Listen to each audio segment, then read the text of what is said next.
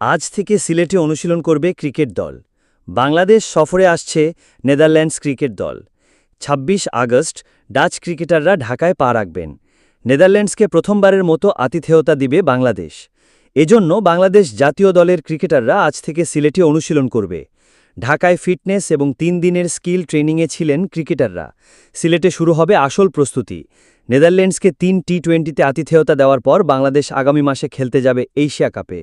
২ প্রতিযোগিতাকে সামনে রেখে জাতীয় দলের বিশেষায়িত ক্যাম্প চলছে। শুরুর দিকে ১ সপ্তাহ শুধু ফিটনেস ট্রেনিং করেছেন তারা। Running, timing running, gym session, বিশেষ কিছু অ্যাক্রোব্যাটিক ওয়ার্ক করেছেন ক্রিকেটাররা। মিরপুরের উইকেট অনুশীলনের জন্য আদর্শ না হওয়াতেই সিলেটকে বেছে নিয়েছেন টিম ম্যানেজমেন্টের সদস্যরা। সঙ্গে নেদারল্যান্ডসের সঙ্গে ৩টি ম্যাচ সেখানেই খেলবে বলে আগেভাগেই চলে যাচ্ছে দল। ৩০ আগস্ট প্রথম টি-20 অনুষ্ঠিত হবে। পরের দুটি ম্যাচ ১ ও ৩ সেপ্টেম্বর। প্রতিটি ম্যাচ শুরু হবে সন্ধ্যা ৬টায়। নেদারল্যান্ডসের বিপক্ষে এখনও দল বাছাই করেনি বাংলাদেশ। এশিয়া কাপের প্রিলিমিনারি স্কোয়াড থেকেই দল বাছাই হবে। প্রিলিমিনারি স্কোয়াড থেকে একাধিক ক্রিকেটার অস্ট্রেলিয়ায় থাকবেন। কারা থাকবেন না তা অনেকটাই পরিষ্কার। তাদের মধ্যে রয়েছেন হাসান মাহমুদ, মাহিদুল ইসলাম অঙ্কন ও সাইফ হাসান। তারা অস্ট্রেলিয়ায় ৪ দিনের একটি ম্যাচ খেলবেন। সেখান থেকে দেশে ফিরে স্কোয়াডে যোগ দেবেন নাইম শেখ, নুরুল হাসান সোহান।